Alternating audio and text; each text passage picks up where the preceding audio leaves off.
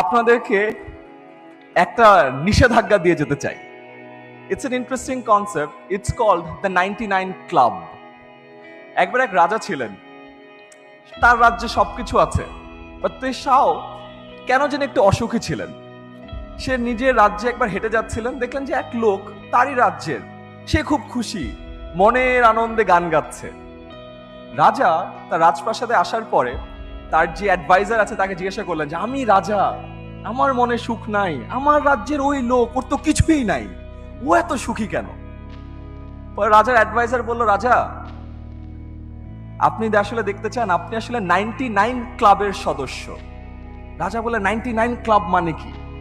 রাজা বলল, রাজা আমাকে একটা দিন সময় দেন, আমি আপনাকে দেখাচ্ছি। বলে আচ্ছা ঠিক আছে, তুমি সময় নাও।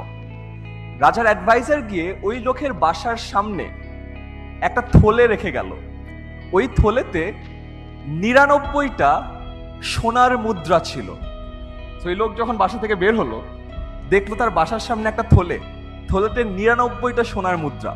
সে দেখে তো খুশি হয়ে গেল, আরে সোনার মুদ্রা, এ তো বিশাল ব্যাপার, আমি তো বড় লোক হয়ে গেলাম। সে গোনা শুরু করলো যে কয়টা আছে, 1 2 3 4 5 6 করে। দেখলো 99টা আছে।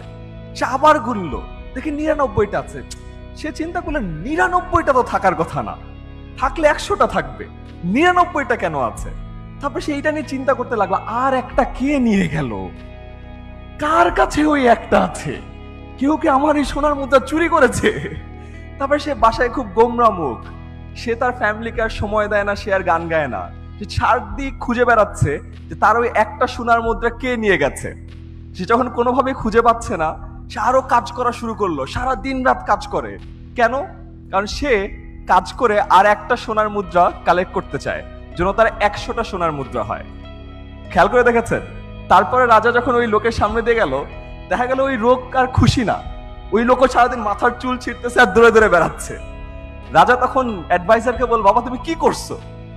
তখন রাজা বলল যে রাজা, আমিও আপনার ওই ভৃত্যকে আপনার ক্লাবে জয়েন করিয়ে দিয়েছি। আপনার যেমন সব আছে, তাও আপনি এমন একটা জিনিস খুঁজেন যে জিনিসটা আসলে কোথাও পাওয়া যাবে না। আরো সবই আছে, 99টা সোনার কয়েন আছে, এক্সট্রা একটা দিয়ে কিছুই হবে না, কিন্তু সেটা খুঁজতে খুঁজতে সে তার সম্পূর্ণ হ্যাপিনেস জলাঞ্জলি দিয়ে দিয়েছে।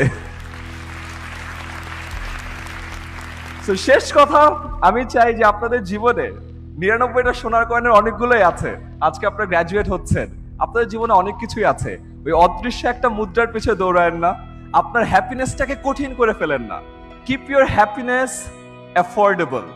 অ্যান্ড যে হ্যাপিনেসের কথা বললাম, be happy and spread happiness, কারণ spreading happiness is the easiest thing that you can do. সবাই ভালো থাকবেন, অসংখ্য শুভকামনা আপনাদের জন্য।